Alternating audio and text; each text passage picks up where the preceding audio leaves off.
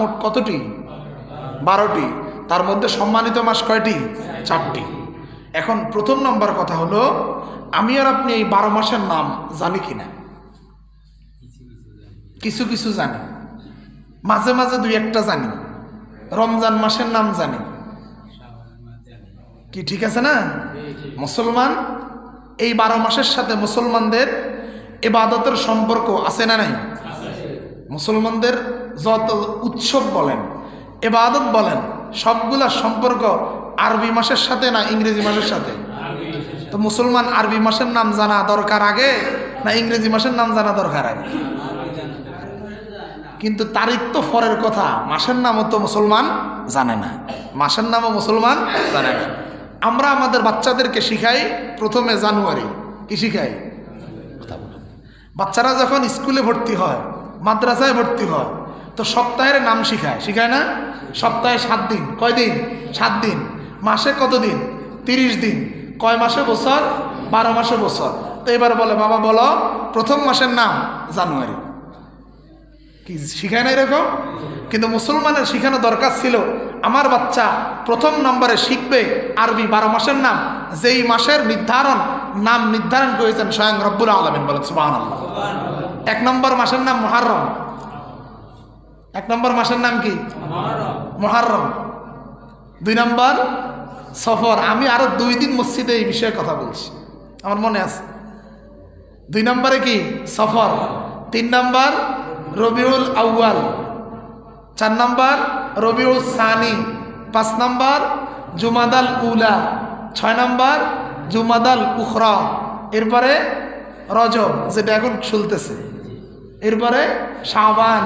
এরপরে রমাদান, শাওয়াল, জুলকাদ, জুলহাজ। এ মোট কয় মাস?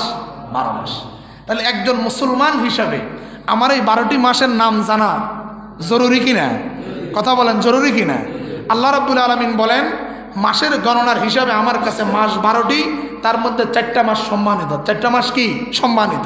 এই সম্মানিত 4টা মাসের একটা মাস এটা রজব। সম্মানিত 4টা মাসের একটা মাসের নাম কি? রজব। এখন এই রজব মাস, এই 4 মাস আল্লাহর কাছে সম্মানিত, এগুলো স্পেশাল, এগুলোর কদর আল্লাহর কাছে বেশি। একটা মাস পাইলাম রজব, আর বাকি 3টা কোনটা? বাকি 3টা সিরিয়াল আছে, জুলকাদ, জুলহাজ আর মুহররম। ওই 3 মাস আর রজব, এ মোট কয় মাস হলো? কয় মাস হলো? 4 মাস। তাহলে আল্লাহর কাছে মাস মোট কতটি বলেন? কথা বলে না। মোট কতটি? মাসের গণনায় আল্লাহর কাছে মাসের সংখ্যা কতটি? 12টি। তার মধ্যে সম্মানিত মাস কয়টি? 4টি। এই সম্মানিত মাস 4টির নাম বলেন। 1 নম্বরে জুলকাদ। 1 নম্বরে কি? জুলকাদ। 2 নম্বরে জুলহাজ। 3 নম্বরে মুহররম। 4 নম্বরে রজব। এই মোট কয় মাস? 4 মাস। এই সম্মানিত মাস 4টা, এটা শুধু মুসলমানদের কাছে সম্মানিত নয়, মক্কার কাফেররা, ইহুদি, খ্রিস্টানরাও এই 4 মাসকে তারা সম্মান করত। আইয়ামে জাহিলিয়াতের সময় এই 4 মাসে তারা মারামারি করতো না, যুদ্ধ বিগ্রহ করতো না, একজন আরেকজনের উপরে কোনো ধরনের দিয়ত পর্যন্ত, অর্থাৎ কেউ যদি কারো বাবাকে হত্যা করে, এই মাসে সে তার বাবার হত্যাকারীর প্রতিও প্রতিশোধ নিত না। এই 4টা মাসকে তারা কি করত? সম্মান করত। তাহলে এই 4 মাসের দাম আল্লাহর কাছে কম না বেশি? বেশি। তাহলে এই 4টা মাসের সম্মান যেহেতু আল্লাহর কাছে বেশি, আল্লাহ যেহেতু এটাকে সম্মানিত করেছেন, আমাদেরও ওই 4টা মাসকে সম্মান করা উচিত, সম্মান করা উচিত। এখন এই 4 মাসকে আমি সম্মান করব কিভাবে? সম্মান করে 4 মাসের নাম ক্যালেন্ডারের মধ্যে লিখে, ওয়ালমার্টের মধ্যে লিখে কি ঘরে ঝুলাই রাখবো? এটার নাম কি সম্মান? নাকি প্রতিদিন 4 বার 100 বার করে করে 4 মাসের নাম আমি জিকির করব?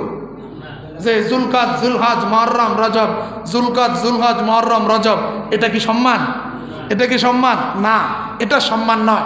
সম্মান হলো এই 4 মাসে আল্লাহ আমাদেরকে কি করতে বলেছেন, জনাবে মুহাম্মদুর রাসূলুল্লাহ সাল্লাল্লাহু আলাইহি সাল্লামের 4 মাস কিভাবে নিজের মধ্যে অতিবাহিত করেছেন। আমরা মুসলমান হিসাবে, উম্মত হিসাবে রাসূলের এই জিনিসগুলো আমাদের জানা দরকার। এবার আসেন, আল্লাহ বলেন, ইন্না ইদ্দাতাশ শুহুরি ইনদাল্লাহি 12 শাহরান ফি কিতাবিল্লাহ ইয়াওমা খালাকাস সামাওয়াতি ওয়াল আরদা মিনহা আরবাআতু হুরুম যালিকাদ দীনুল কাইয়্যিম। এটাই বিধান। আল্লাহ বলেন এটাই কি বিধান। এই 4 মাস যে আমি আল্লাহর পক্ষ থেকে নির্ধারিত, এটাই নির্ধারিত, এটা বিধান আল্লাহর। এই বিধান কার? আল্লাহর। এরপরে বলে ফালা তাজলিমু ফিহিন্না আনফুসাকুম, সুতরাং তোমরা এই 4 মাস কেউ তোমাদের প্রতি জুলুম করবে না। বলেন কি করতে নিষেধ করেছেন? বলেন না, আল্লাহ কি করতে নিষেধ করেছেন? জুলুম করতে নিষেধ। ফালা তাজলিমু, তোমরা জুলুম করো না। এই 4 মাসে তোমরা কি করো না? জুলুম করো না। এখন আপনি বলতে পারেন যে আমি কিভাবে আমার প্রতি জুলুম করি? জুলুম তো মানুষ প্রতিনিয়তই মানুষের সাথে করে। তাহলে আল্লাহ আমাদেরকে নিষেধ করেছেন জুলুম না করার জন্য। এখন আপনি বলবেন আমি কিভাবে আমার প্রতি জুলুম করি? যেই ব্যক্তি আজকে ফজরের নামাজ পড়ে নাই, ও তার সাথে জুলুম করছে কিনা? কথা বলেন, জুলুম করছে কিনা? যে ব্যক্তি আজকে আসরের নামাজ পড়বে না, সে তার প্রতি জুলুম করবে কিনা? যে ব্যক্তি গতকাল 5 ওয়াক্ত নামাজের 1 ওয়াক্ত নামাজও পড়ে নাই, সে তার প্রতি জুলুম করছে কিনা? তো আল্লাহ তো আমাদেরকে আবার এই দোয়াও শিখাই দিয়েছেন যে তুমি যখন তোমার প্রতি জুলুম করবা, আবার আমার কাছে দোয়া করবা, রব্বানা যালামনা আনফুসানা ওয়া ইল্লাম তাগফির লানা, রব্বানা হে আমার প্রভু, যালামনা আমি জুলুম করেছি, আনফুসানা আমার নফসের উপর। দেখছেন, আল্লাহ জানে বান্দা নিজের উপরে কি করে, জুলুম করে। আবার আল্লাহ বান্দাকে শিখায় দেয় তুমি এভাবে আমার কাছে কি করো, তওবা করো, আমি আল্লাহ তোমার তওবা গ্রহণ করে তোমার যাবতীয় জুলুমকে মাফ করে দিয়ে তোমাকে পবিত্র করে দিব। বলেন সুবহানাল্লাহ।